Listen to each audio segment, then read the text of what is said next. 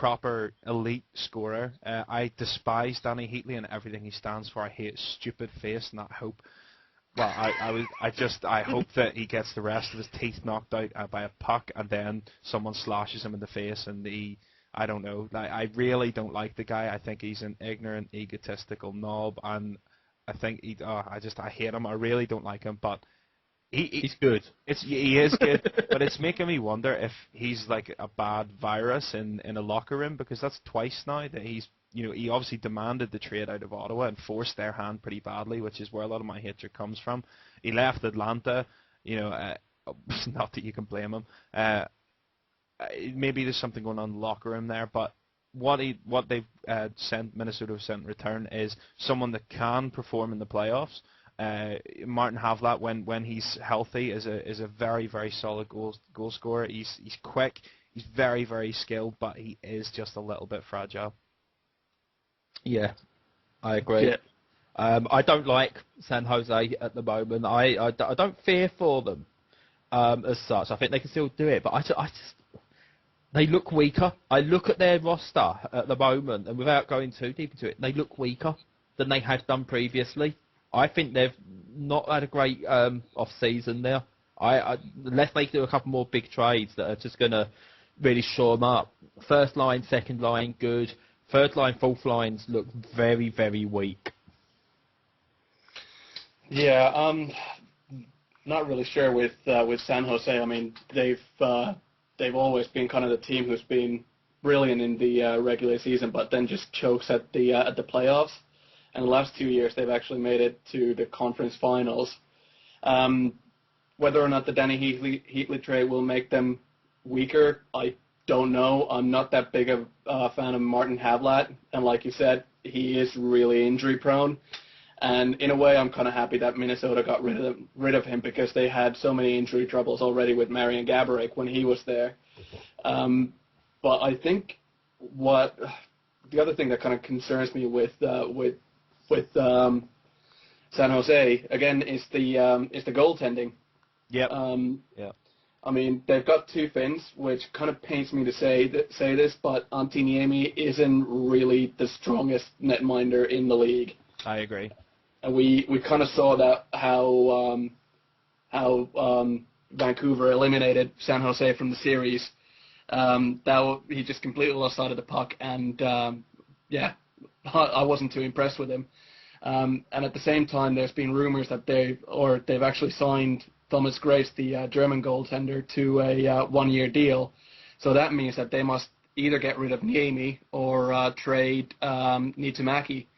And out of those two Finnish goalies there, I actually prefer Niittymaki over Niemi. Same. I agree as well. Niittymaki is a much better goaltender for my money. Yeah, I think so. But again, with Niittymaki, he struggled with a lot of hip injuries throughout his career, and we kind of saw him play that number one goalie role in Philadelphia when they were really struggling. So I don't think we really saw the best of Niittymaki as a number one, but I definitely think that he's that caliber of a goalie that can carry the workload. But just kind of going back to the trade and Danny Heatley, I think what makes the trade better for Minnesota is that they actually got Devin Setoguchi in the trade as well. And I think Setoguchi will actually provide Minnesota with more than Danny Heatley will, because I kind of see Heatley where he is a great player and he's a prolific goal scorer in the NHL. I kind of see his career at the start of its kind of the dusk already. So I don't know whether or not he'll be able to provide Minnesota with that much offense. No, in the coming year. No, the other thing to remember is that they, the Minnesota play quite a defensively responsible system, and that's that's something that Danny Heatley does not do well. He can get caught up in position quite easily. We've all seen it before with Danny Heatley, and I think that he could actually damage Minnesota. But that's the other thing I like about Marty Havlat going to San Jose, is that he makes them more defensively responsible, which I think, whilst he's still not 100% sound, he's much better than Danny Heatley is defensively, and I think that is something that will help San Jose. I still think they've got questions in net. I've maintained since day one that Antti Niemi is just not good enough to shoulder a number one workload. Chicago won in spite of him, not because of him. And I really do think that the blue line on San Jose needs an overhauling, but I do prefer the trade for San Jose. Yeah, just an interesting point there, what you said about Minnesota playing the defensive game. Obviously, it will be interesting to see what they do in the offseason and how they'll change their game plan with the new coach coming in, because that might be something that will see the team either get hurt really badly by if they open up their game, because their goalie, Nick Backstrom, he's always played in a team that favors the defensive side of the aspect, so always played behind a really tight defense and always done pretty well behind that. So it'll be interesting to see if Minnesota really start opening up the game and how that'll affect this game, and whether or not that will actually end up hurting Minnesota more than sticking to their defensive game plan. The question I've got with Minnesota is how good are they on the power play? Adding Devin Setaguchi to the lineup, they will draw a lot more penalties. He's I'm not going to say he dives a lot, but he can draw quite a few penalties, I'll say, and they're going to have a lot more power play time, I think, having Setaguchi on the team. So it'll be interesting to see how well they can work on the power play. Yeah. The Minnesota are one of these question mark teams for next year, and they're a team I'm going to be keeping my eye on. We're just going to run through a few bits and pieces quickly here. The Senators signed Zenon Konopka to a one-year deal. He's a tough depth forward. I don't really have any comment on that. Either of you guys any comment on that? Not particularly. It's a nothing one for me. That. Janne? Yeah, I mean a 2-year or two-way contract. So I think we might see him when if the injury bug hits. But likewise, it's kind of a nothing deal for me. Yeah. The Simon Gagne signed 2-year, $7 million deal with LA. His salary cap's $3.5 million per season. He's a solid top six winger when he's healthy, but again, this is a guy that needs to stay healthy. He replaces Ryan Smith, who was traded back to Edmonton. So I think that if he can stay healthy, the Kings got better. But that's if, and that's a big if with Simon Gagne. Yeah, it's a big, risky one for them. This is kind of sitting on the fence. They've either traded up really well, or they have really traded down, depending on how he is, how fit he stays. Yeah, absolutely. He can be brilliant if he stays healthy, but during the regular season with Tampa, I think he kind of struggled a little bit with his health, and then obviously we kind of saw him getting knocked about in the playoffs, and that nasty kind of head hit or the injury that he sustained while he hit his head on the ice. So definitely one to keep your eye on if he stays healthy, and if he does, I think the Kings have a solid winger in him. Yeah, I think that makes them better.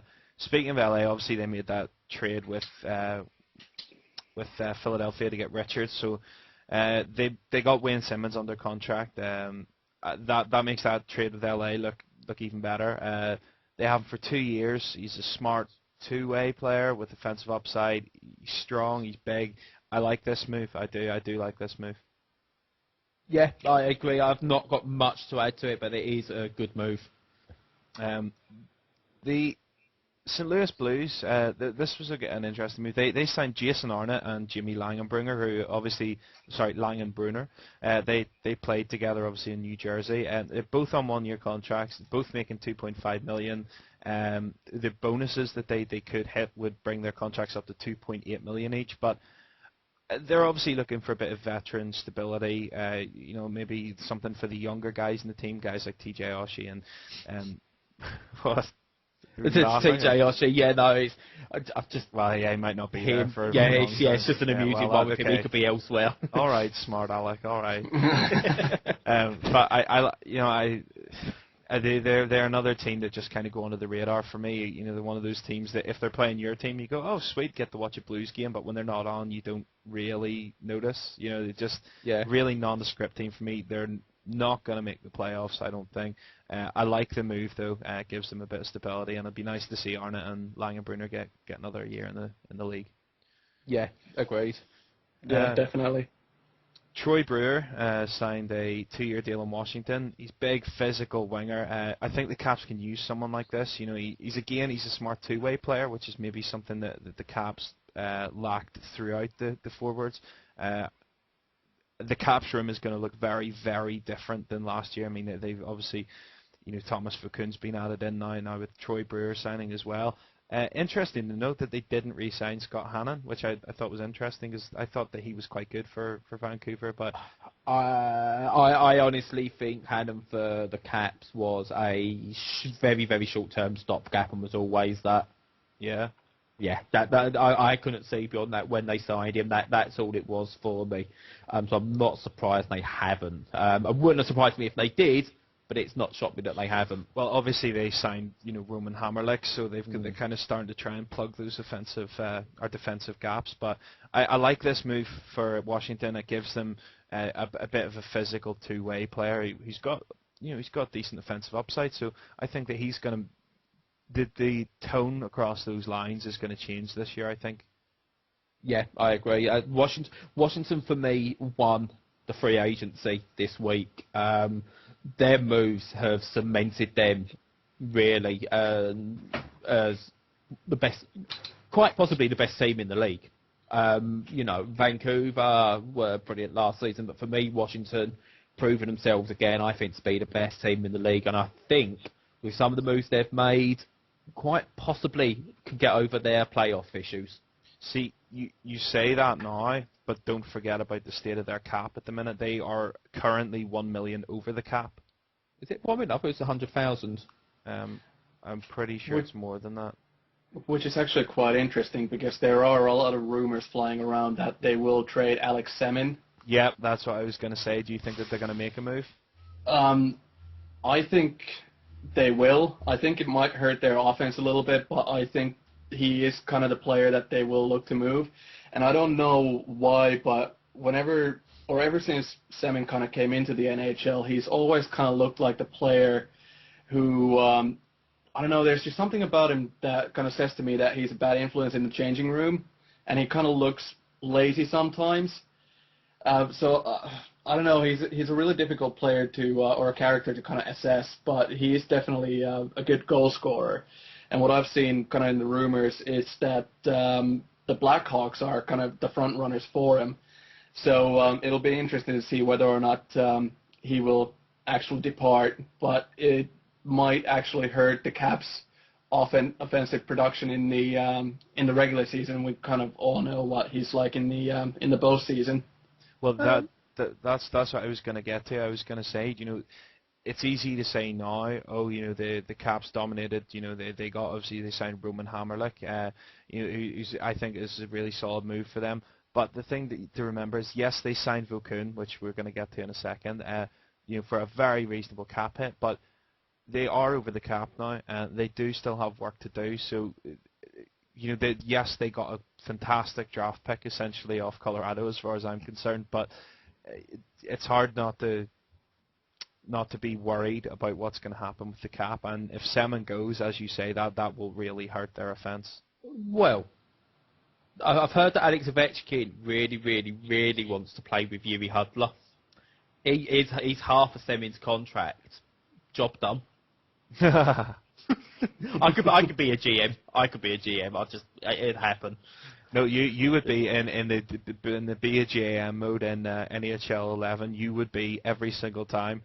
We will not even, you know, tolerate such despicable offers. How dare you make such an awful offer? You know, yeah, I will trade you a 7th round draft pick for Steven Stamkos and Vincent Lecavalier, because I know you want rid of Vinny's contract. So I'll let you do a bit of salary dumping to even things up. How's that? I'll take on a bit of salary just to get rid of it. You know. I must admit, I did once try and trade Yuri Hudler for Alex Ovechkin on NHL.